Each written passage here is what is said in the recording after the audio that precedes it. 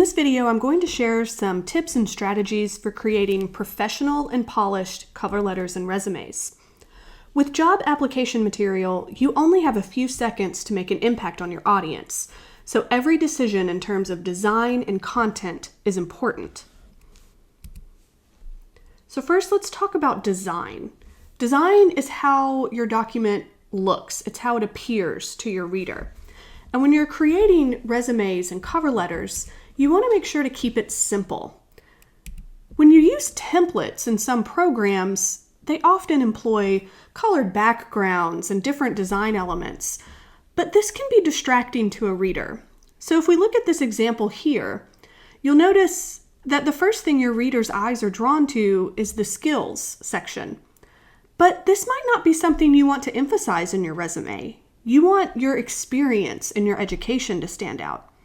Also, because it's highlighted in a yellow box, the objective stands out. And a lot of resumes don't even require an objective anymore. So you've wasted a lot of space and time when you use templates like this that highlight information that's not as important as the things that you want to stand out.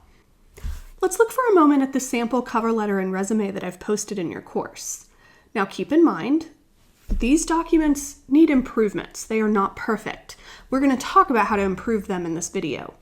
But as a start, these documents are very simple and clean.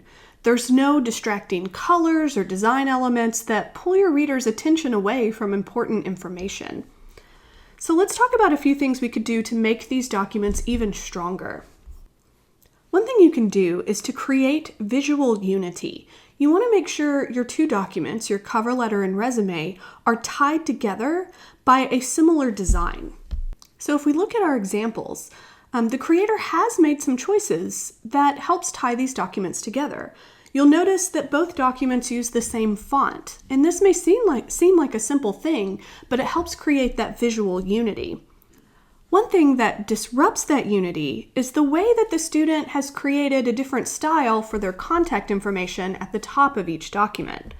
Notice in the cover letter, they use just one column with all of their information. But in the resume, they've spaced out their contact information on one line instead of 3 lines. Now again, this may seem like a very small choice, but if you made these headings with the contact information consistent, it would show that you pay attention to detail, and this is an important skill that employers may be looking for. It's also important to use professional formatting standards in your cover letter and resume. So at first glance, it does look like these documents use professional standards, but there are some small errors that we can fix. First, in professional letters, we tend to avoid indenting paragraphs. So let's fix these paragraphs in our cover letter. That makes everything a little more aligned. It looks a little cleaner, and it's definitely more consistent. Something else to consider is your font size. So as noted in the textbook, font sizes between 10 and 12 is pretty standard in professional documents. So when we look at our cover letter, it's size 12. That's reasonable. But when we look at our resume, several areas are size 10 or even as small as size 9. Now, one of the reasons they made the font size this small is because the headings are size 18 and they take up more space than necessary. So we want to create a better balance here.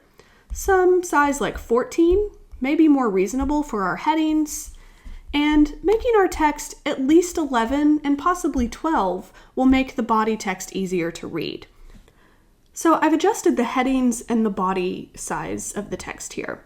And what this does is it makes the documents more readable. It also makes the resume appear more full. It takes up the whole page instead of feeling crowded like the original design. So those are just a few things that you can do to make your cover letter and resume appear more professional, clean, and polished. In the next video, we're going to focus on the content. How do you present yourself and show your skills rather than just tell your reader that you're qualified for a position?